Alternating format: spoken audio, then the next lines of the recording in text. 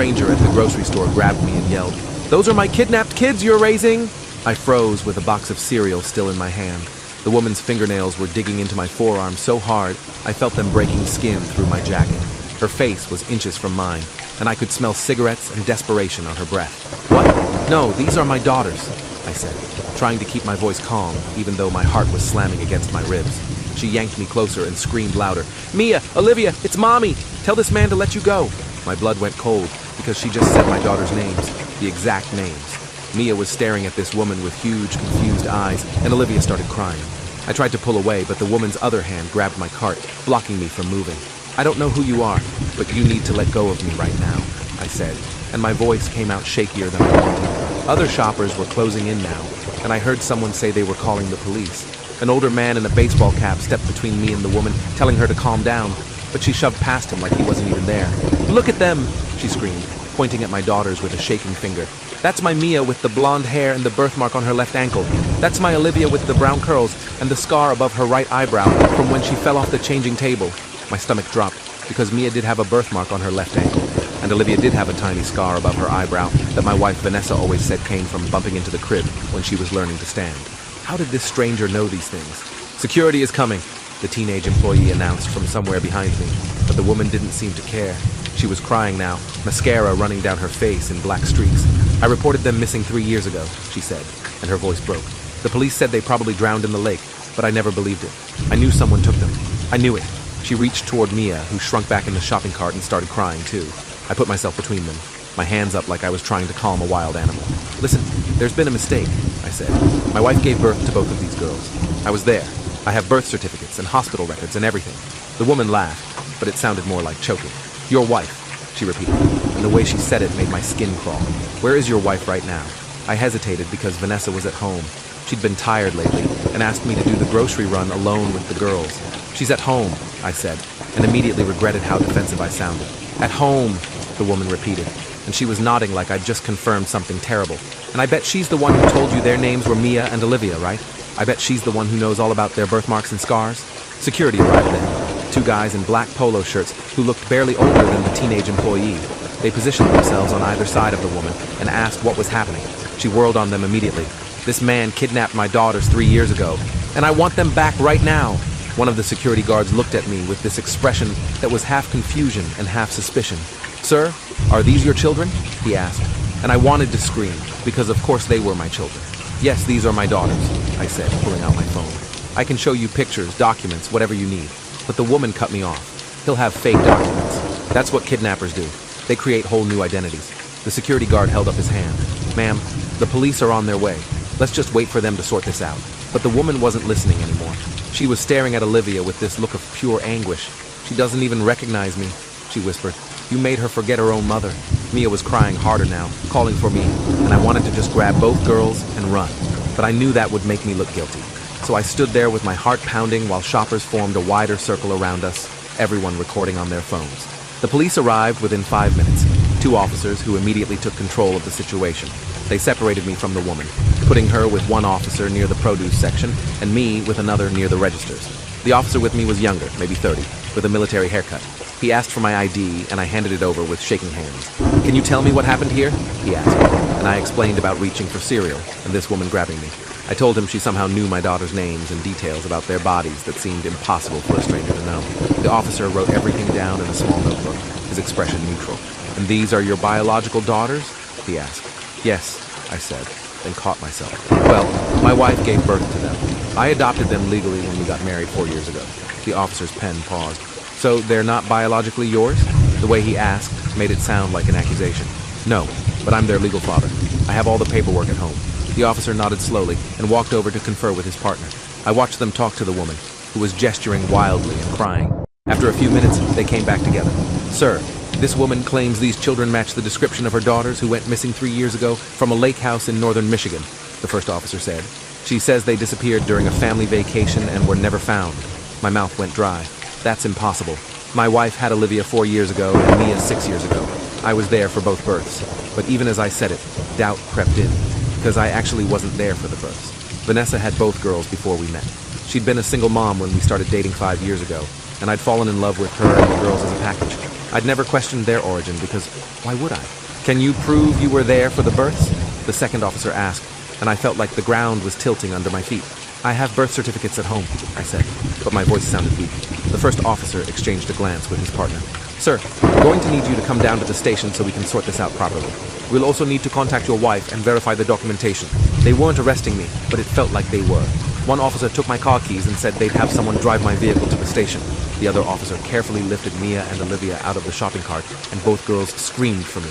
It's okay, sweethearts, I said, trying to keep my voice steady, even though I was falling apart inside. We're just going to go talk to some police officers and clear this up. But Mia was sobbing and reaching for me, and Olivia's face was turning red from crying so hard. The woman was watching all of this with tears streaming down her face, and I saw something in her expression that terrified me. She believed what she was saying. This wasn't some random crazy person. She genuinely thought these were her children. At the police station, they put me in an interview room that smelled like old coffee and industrial cleaner. The walls were beige, and there was a mirror that I knew was one-way glass. One of the officers brought me water in a paper cup, while the other one made phone calls. I tried calling Vanessa, but it went straight to voicemail. I left a message trying to explain what was happening, but my words came out jumbled and panicked. 20 minutes later, a detective came. She was older, maybe 50, with gray hair pulled back in a tight bun. She introduced herself as Detective Patricia Nguyen and sat down across from me with a thick folder. Mr. Caldwell? She started, and I almost corrected her, but then remembered that was actually my last name now after the adoption. I need you to walk me through your relationship with Vanessa and how you came to be the father of these children. I explained meeting Vanessa at a coffee shop 5 years ago. She'd been there with both girls, and Mia had spilled juice all over my laptop. Vanessa had been so apologetic, offering to pay for repairs, and we'd ended up talking for 2 hours while the girls colored. We'd started dating a week later, and I'd moved in with them after 6 months. We got married when Olivia was 1 and Mia was 3, and I'd legally adopted both girls immediately after. Detective Nguyen wrote all of this down. And Vanessa told you she gave birth to both children? She asked. Yes, I said. She showed me their birth certificates and everything.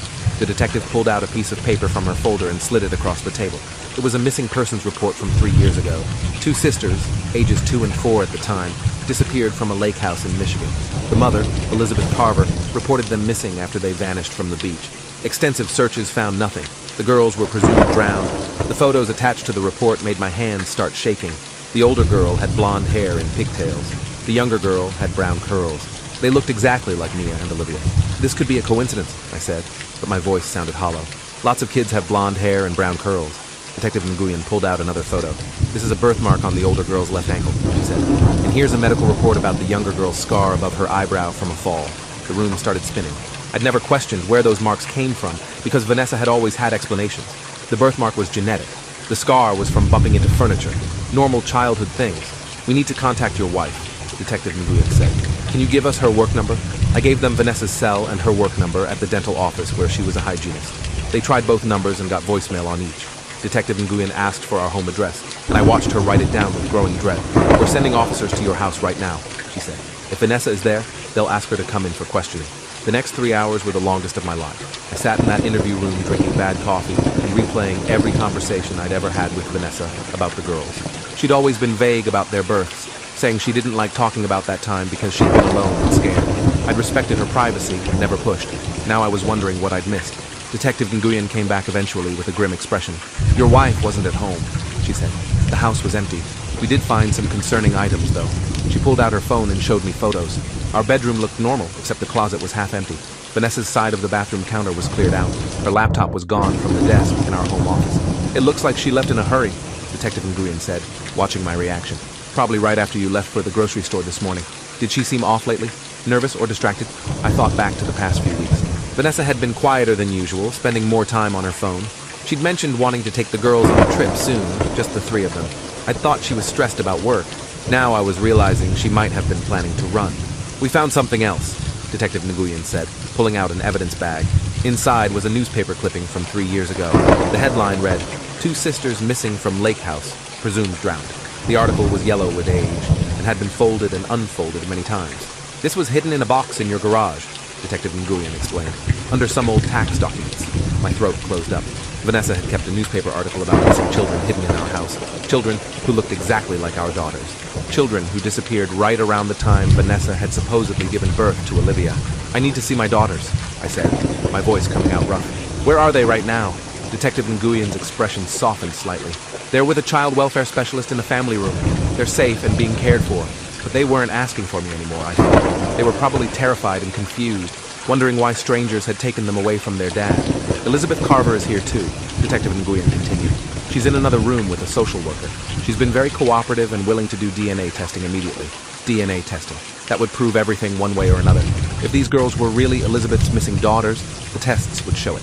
If they were really Vanessa's biological children like I'd believed for years, that would show too. How long for results? I asked. Expedited testing can give us preliminary results in 48 hours, Detective Nguyen said.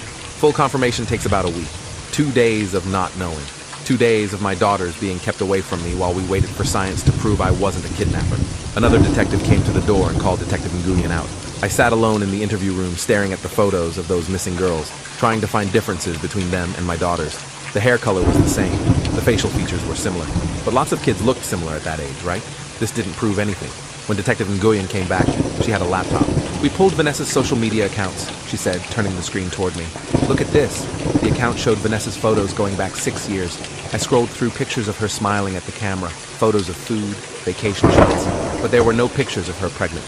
None of the girls as newborns. The earliest photos of Mia and Olivia showed them as toddlers, around the same age as they were when Elizabeth Carver reported them missing.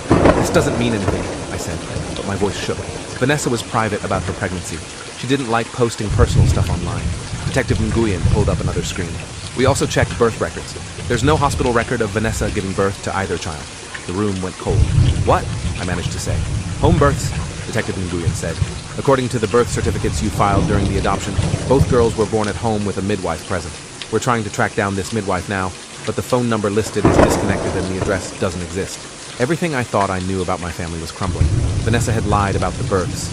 She'd lied about the midwife. She'd kept a newspaper article about missing children hidden in our house, and now she'd disappeared the moment someone confronted me. I need to talk to her, I said desperately. There has to be an explanation. Detective Nguyen's expression was sympathetic, but firm. We have officers looking for her now. In the meantime, we need your full cooperation with the investigation. They took my DNA sample right there, swabbing the inside of my cheek with a long cotton stick. Then they took me to a different room, where I could see Mia and Olivia through a window. Both girls were sitting at a small table with coloring books. A woman in casual clothes sat with them, talking softly. Olivia was still crying, her face splotchy and red. Mia was clutching her purple jacket and staring at the door like she was waiting for me to come get her. Can I go in? I asked. Detective Nguyen shook her head. Not until we have more clarity on the situation. If these children are kidnapping victims, we need to be very careful about their emotional state and memories. If. That word hung in the air like poison. My daughters were being treated as evidence in a crime. Children I'd raised and loved and tucked into bed every night for years were suddenly not mine to comfort. In another room down the hall, I could see Elizabeth Carver through a different window. She was sitting with a tissue box, talking to someone I couldn't see. Her hands moved frantically as she spoke, and even from this distance, I could see her desperation. What happens if the DNA matches? I asked Detective Nguyen. If these girls are Elizabeth Carver's biological daughters, they'll be returned to her custody, she said carefully. And we'll issue a warrant for Vanessa's arrest on kidnapping charges. The floor felt like it was dropping out from under me. My wife was a kidnapper. The woman I'd married, the woman I'd built a life with, had stolen children and raised them as her own. And I'd been too blind or too trusting to see it. What about me? I asked. Will I be charged with anything? Detective Nguyen was quiet for a moment. That depends on what the investigation reveals. If we determine you genuinely didn't know, you'll likely be cleared. But if we find evidence you were involved or willfully ignorant, there could be charges. I slumped against the wall, my legs barely holding me up. 48 hours ago, I'd been a normal dad planning a normal grocery trip. Now I was potentially complicit in kidnapping. Now the children I'd raised might be returned to a stranger. Now my wife was a fugitive. They let me go home that night, but with strict instructions not to leave town. A police car followed me back to our house, and I saw neighbors peering through curtains as I pulled into the driveway. The front door was still unlocked from when the police had searched earlier. Inside, the house felt wrong. Empty spaces where Vanessa's things had been. The girl's bedroom with toys scattered across the floor from this morning when they'd been playing before we left. Mia's favorite stuffed elephant sitting on her pillow. I sat on the couch and tried calling Vanessa again. Straight to voicemail. I left another message, my voice breaking as I begged her to call me back and explain what was happening. Then I started going through the house systematically, looking for anything else she might have hidden. In the back of our bedroom closet, behind a stack of old shoe boxes, I found a lockbox I'd never seen before. It wasn't locked. Inside were documents I didn't recognize. A driver's license with Vanessa's photo, but a different name, Rebecca Sinclair. a social security card with the same name, and a passport that showed Vanessa had traveled to Michigan 3 years ago, right around the time Elizabeth Carver's daughters disappeared. My hands were shaking so hard I dropped the passport. Vanessa hadn't just kidnapped those children. She'd planned it carefully, traveled to find them, and created a new identity to hide what she'd done. There was also a journal in the lockbox, the cheap spiral-bound kind you could buy at any drugstore. I opened it to the first page and saw Vanessa's handwriting. The entry was dated 4 years ago. I can't have children. The doctors confirmed it today after the third miscarriage. I'm broken inside. I'll never be a mother. My throat tightened as I kept reading. Page after page of grief and rage about her infertility. Entries about seeing other women with babies and wanting to die. Entries about her boyfriend at the time leaving her because she couldn't give him kids. Then the entries changed. About 6 months before the kidnapping, Vanessa had written about finding another way. She'd started researching missing children, looking for cases where kids disappeared without clear evidence of death. She'd found Elizabeth Carver's case and become obsessed. They're out there somewhere, she'd written. Everyone thinks they drowned, but what if they didn't? What if I could save them? Give them a better life? The journal detailed her planning, watching the lake house, learning Elizabeth's schedule, waiting for the right moment when the girls would be alone on the beach. She'd approached them offering candy, something any stranger danger training would have taught them to refuse. But they were 2 and 4. They didn't know better. Vanessa had walked them to her car parked down the road and driven away before anyone noticed they were gone. I'm their mother now, she'd written that night. They belong with me. I'll give them everything Elizabeth couldn't. I threw the journal across the room and bent over, dry heaving. The woman I'd married was a monster. She'd stolen children from their mother and convinced me they were ours. For 3 years, she'd played house with someone else's daughters, while Elizabeth Carver had grieved and searched, and probably blamed herself for looking away for one moment on that beach. My phone rang, and I grabbed it desperately, hoping it was Vanessa. Instead, it was Detective Nguyen. We found her car, she said. Abandoned at a bus station about 60 miles from your house. We're checking security footage now. Vanessa was running. She'd left the car and gotten on a bus to somewhere, probably with the fake ID I'd just found. She'd planned for this possibility, having an escape route ready if her secret was ever discovered. There's something else, Detective Nguyen continued. We interviewed Elizabeth Carver more thoroughly. She said she'd seen a woman watching her daughters at the lake in the days before they disappeared. She reported it to local police, but they said it was probably just another vacationer. Elizabeth described the woman as having dark hair and being in her early 30s. That matches Vanessa's description from 3 years ago. It was real. All of it was real. My wife had stalked a family, stolen their children, and rebuilt them into a new family with me as the unwitting accomplice. The DNA results will take 2 days, Detective Nguyen said. But based on everything we're finding, I think you need to prepare yourself for the results. These girls are almost certainly Elizabeth's daughters. I couldn't sleep that night. I lay in bed, staring at the ceiling, thinking about Mia asking for bedtime stories and Olivia's laugh when I tickled her. Those were my memories with them, real moments we'd shared, but they'd been built on a foundation of lies and crime. In the morning, my phone was full of missed calls and texts. My mom demanding to know what was happening because she'd seen something on the news. My brother asking if I was okay. Co-workers from the accounting firm where I worked sending concerned messages. I ignored all of them and drove to the police station.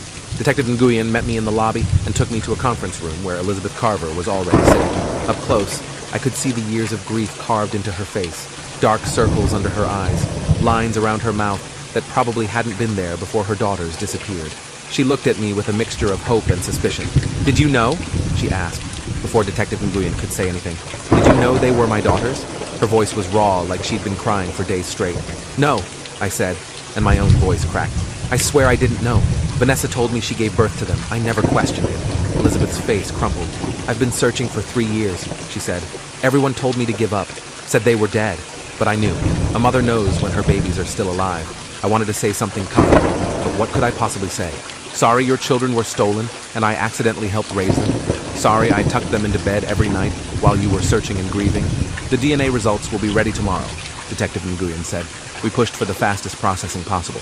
Once we have confirmation, we'll start the reunification process. Elizabeth looked terrified suddenly. What if they don't remember me? They were so young when they were taken. Detective Nguyen's expression was sympathetic. "We have child psychologists standing by to help with the transition. It'll be challenging, but children are resilient." Resilient. That word felt cruel when applied to kids who'd been kidnapped, had their identities erased, and would now be ripped away from the only father they could remember. I was allowed a supervised visit with the girls that afternoon. A social worker brought them into a room with toys and books scattered around. Mia ran to me immediately, wrapping her arms around my legs. "Daddy, I want to go home," she said, and her voice was so small and scared, it broke something inside me. Olivia was more hesitant, hanging back near the social worker. Her eyes were red from crying, and she clutched her stuffed bunny against her chest. "Can we go home now?" she asked. I knelt down, so I was at their level, and the social worker watched carefully from near the door. "Not yet, sweethearts," I said, trying to keep my voice steady. "We need to wait a little longer while some grown-ups figure some things out." Mia's lower lip trembled. "Where's Mommy?" she asked. The question hit me like a punch. What was I supposed to tell them? That the woman they called Mommy had stolen them from their real mother?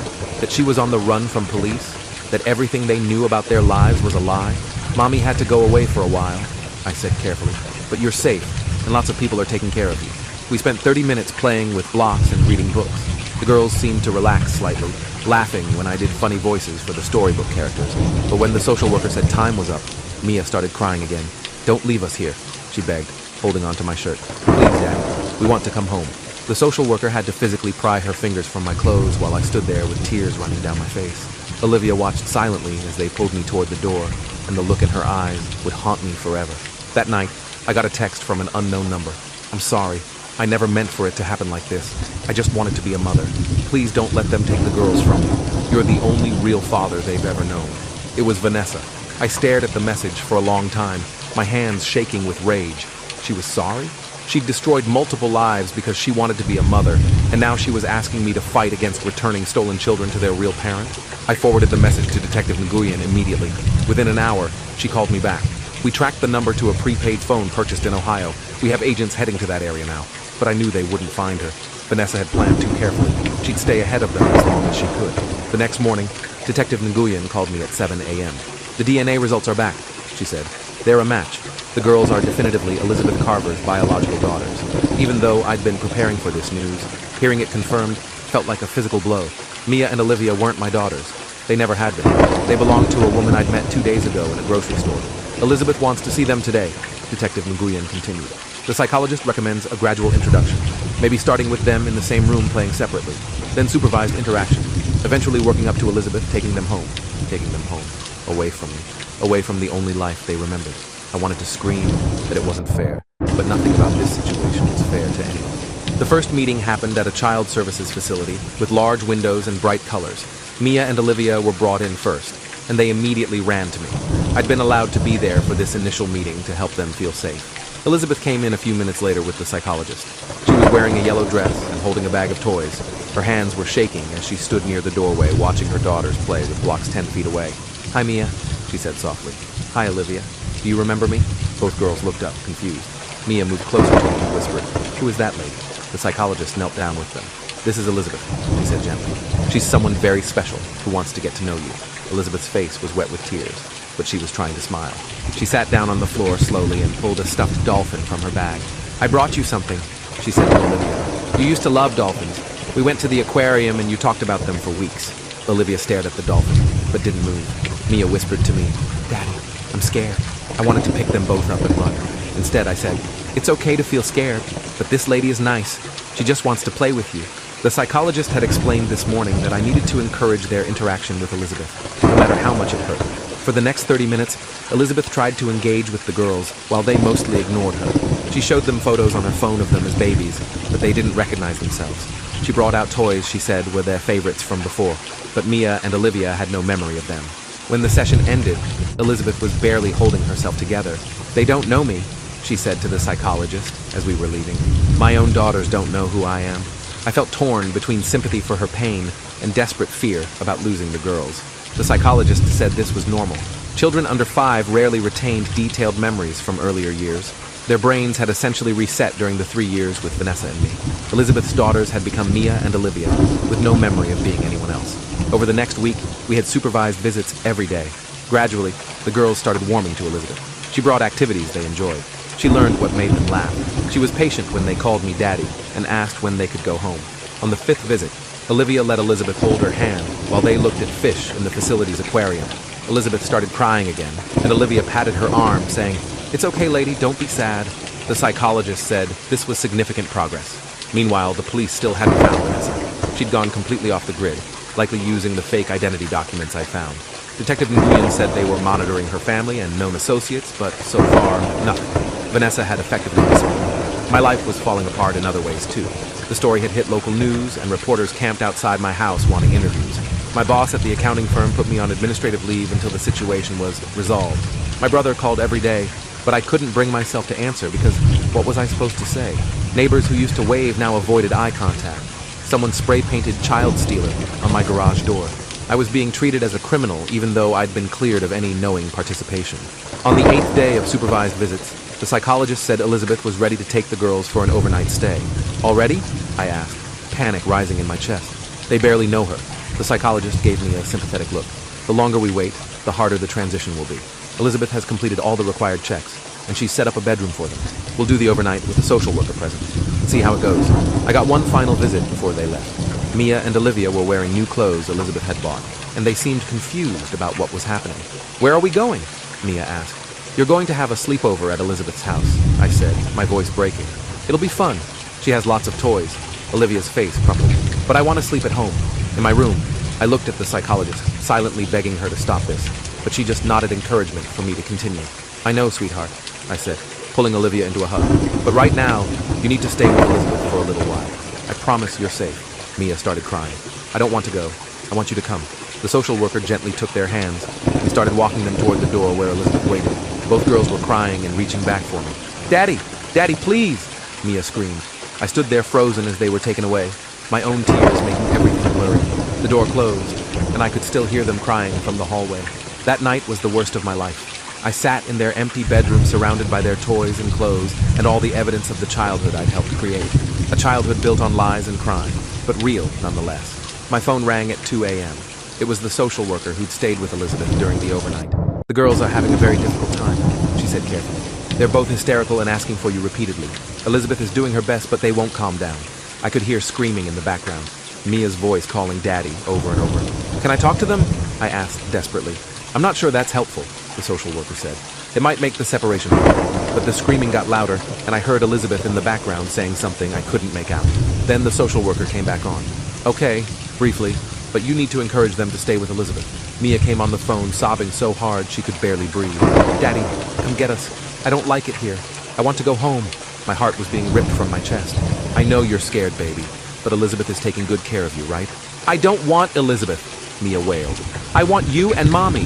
When is Mommy coming back? That question destroyed me because I had no answer. Vanessa was gone, probably forever, and I was being removed from their lives despite being the only parent they actually remembered. You need to be brave, I told Mia, crying so hard I could barely speak. Be brave for me and for your sister. Can you do that? Mia just cried harder, and then the social worker took the phone back. We need to go, she said. I'm sorry. They kept the girls at Elizabeth's house for 3 nights. According to the daily reports I received, they cried constantly the first night, most of the second night, and intermittently by the third. Elizabeth was patient and loving, trying everything to comfort them, but she was a stranger to them, and no amount of toys or kindness could change that fact. When they brought the girls back for our next supervised visit, both of them looked exhausted. Mia ran to me immediately, but Olivia hung back, looking confused. Did you have fun at Elizabeth's house? I asked, trying to sound positive. Olivia nodded slowly. She has a puppy, she said, a small one that licks my face. My heart sank, because that was exactly the kind of thing that would win over a 3-year-old. Elizabeth was smart, bringing in elements that would help the girls bond with her. It was the right thing for her to do, but it felt like watching my daughters being slowly taken from me, piece by piece. The psychologist pulled me aside after that visit. The overnight went better than expected by the 3rd night, she said. The girls are starting to adapt. We're going to extend the next stay to 5 nights. 5 nights became a week. A week became 2 weeks. Each time they came back for our supervised visits, the girls seemed slightly more comfortable with Elizabeth and slightly less desperate for me. Olivia started calling her Lizzie instead of Elizabeth or the lady.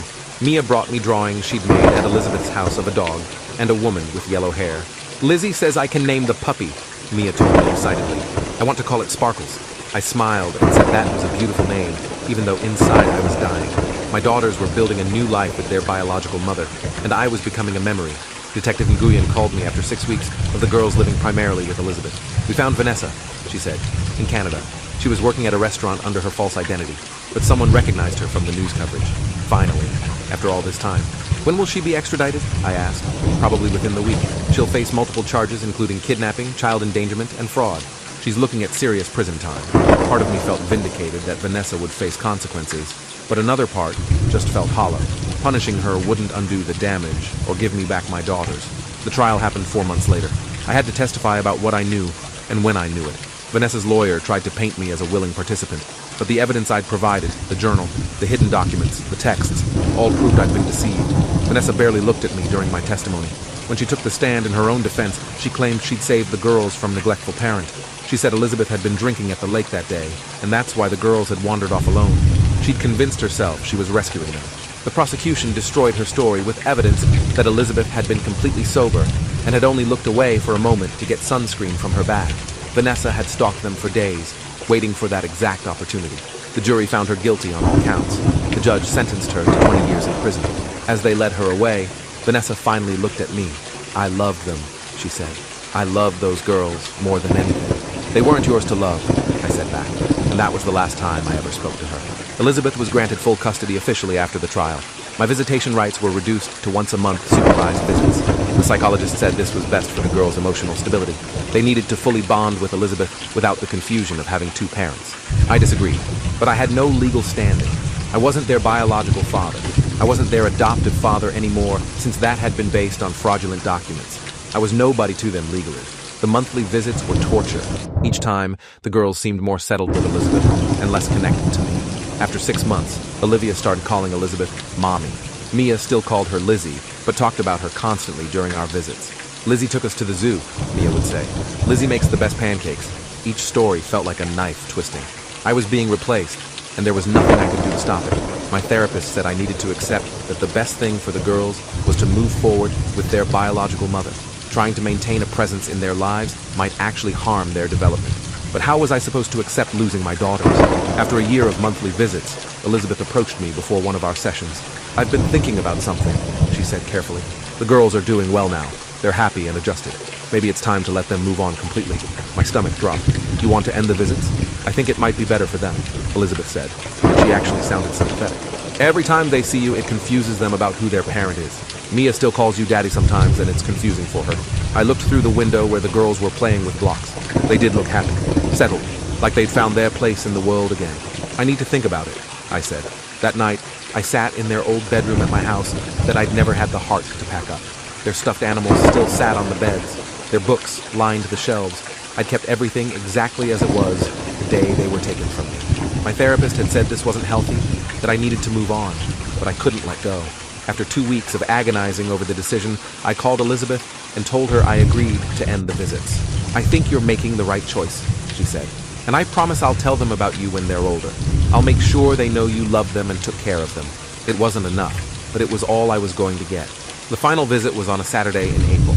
Spring had arrived, and everything felt too bright and alive for how dead I felt inside. Mia and Olivia were 6 and 4 now, growing so fast. We played in the facility's playground for an hour, and I tried to memorize every detail. The way Mia's hair flew behind her when she ran. The sound of Olivia's laugh when I pushed her on the swing.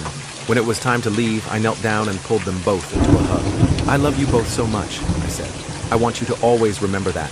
Mia nodded against my shoulder. "We love you too, Daddy." Olivia had started calling me by my first name, Nathan, but she hugged me tight and said, "Bye, Nathan. Will we see you next month?" "We'll see," I said, unable to tell her the truth. Elizabeth came to collect them, and the girls ran to her excitedly, talking about the playground. She gave me a small nod, somewhere between sympathy and gratitude. Then they were gone. I sat in my car in the parking lot for an hour afterward, crying so hard I couldn't catch my breath. My daughters were alive and safe and happy. They'd been returned to their real mother. This was the best possible outcome given the horrible situation, but it didn't make the loss hurt any less. I'd raised those girls for 3 years. I'd been there for scraped knees and bad dreams and first days of school. I'd taught Mia how to ride a bike and helped Olivia learn her colors. Those memories were real, even if the foundation was built on lies. Driving home, I passed the grocery store where this nightmare had started. The same store where a stranger had grabbed me and yelled about kidnapped kids. I'd been so sure she was crazy that day, so convinced she was wrong. Now I understood that sometimes the truth is more horrible than you can imagine.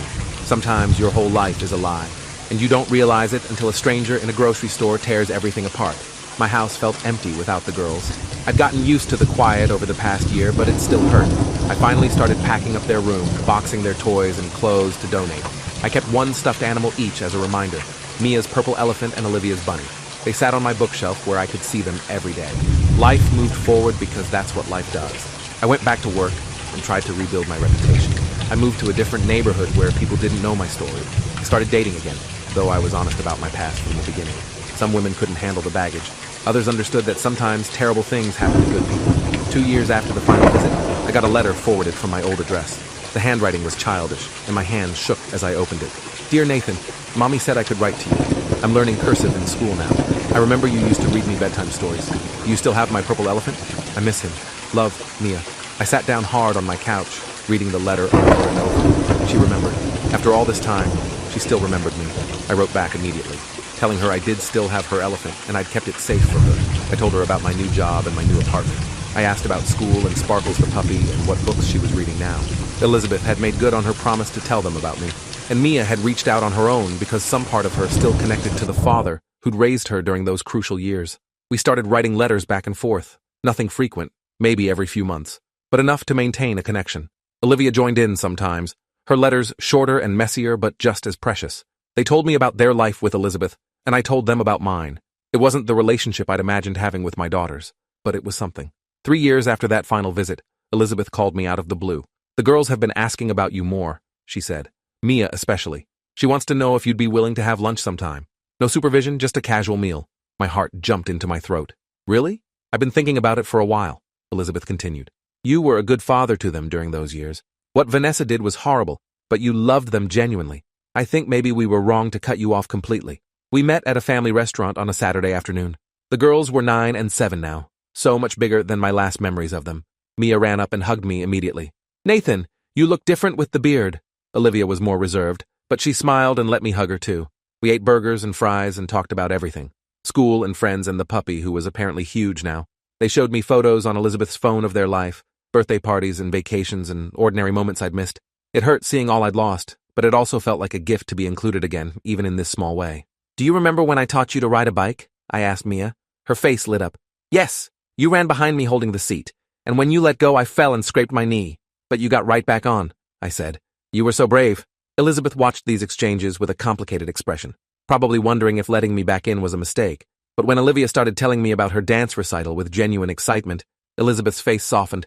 Maybe she realized the girls had enough room in their hearts for multiple people who loved them. We started having lunch once a month, then every other week. The girls would tell me about their lives and I'd tell them about mine. It wasn't the same as raising them daily, but it was a connection, a way to stay part of their story. One afternoon, Mia asked the question I'd been dreading. Do you wish Vanessa had never taken us? I thought carefully about my answer. I wish you'd never been taken from your mom, I said. That was wrong and it hurt a lot of people. But I can't wish away the years I got to know you and love you, even if they were built on something terrible. Mia nodded slowly. Lizzie, I mean Mom. She says the same thing. She's glad we're back, but she knows those years with you were real too. That was more grace than I deserved. Elizabeth had every right to hate me, to see me as part of the crime against her. But she'd chosen to let the girls maintain a connection because it was better for them. On Mia's 10th birthday, Elizabeth invited me to the party. I almost said no because being around their whole life, their friends, and Elizabeth's family felt like it might be too much. But Mia had specifically asked for me to be there. The party was in Elizabeth's backyard with decorations and games and a dozen kids running around. Elizabeth's parents were there, and they stared at me with obvious discomfort.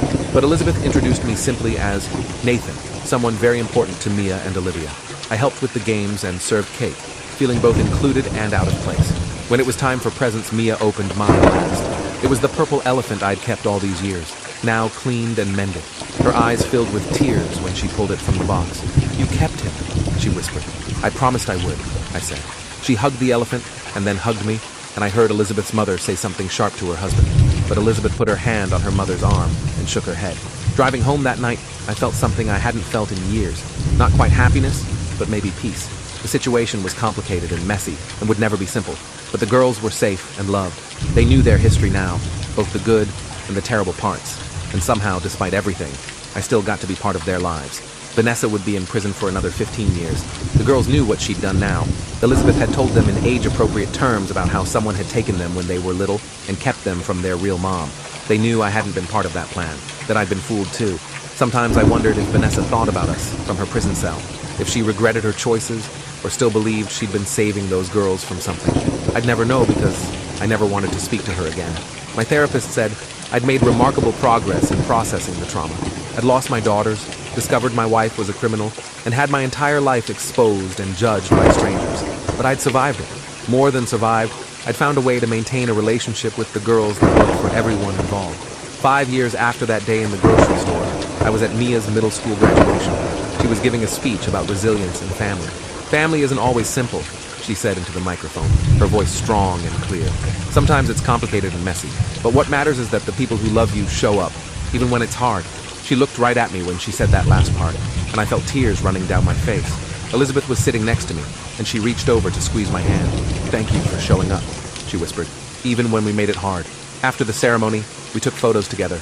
Me, Elizabeth, the girls, and even Sparkles the dog who they'd insisted on bringing. We looked like a strange, complicated family because that's exactly what we were. Not related by blood or law, but connected by shared history and love that had survived the worst possible circumstances. Olivia, who was 11 now and going through her awkward phase, looked at the photo on Elizabeth's phone.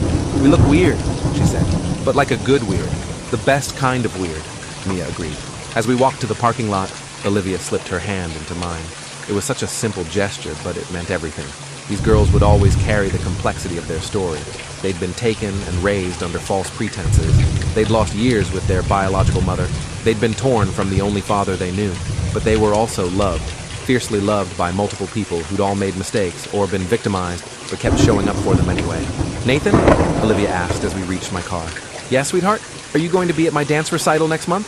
"Wouldn't miss it," I said, and I meant it. Elizabeth called out that we should all get ice cream to celebrate, and the girls cheered. I followed their car to the ice cream shop, feeling grateful for this imperfect, complicated, beautiful second chance. The stranger in the grocery store had been right that day. Those were her kidnapped kids I was raising. But she'd also been wrong because the story was so much more complex than anyone could have known in that moment. I'd lost my daughters and found a way to still be in their lives. Elizabeth had lost her daughters and gotten them back, even though they'd been changed by the experience. The girls had lost years with their real mother, but gained years with someone who'd loved them genuinely, even unknowingly participating in a crime. Appreciate you watching this far. If you enjoyed it, drop a like, leave a comment, and subscribe so you won't miss the next story.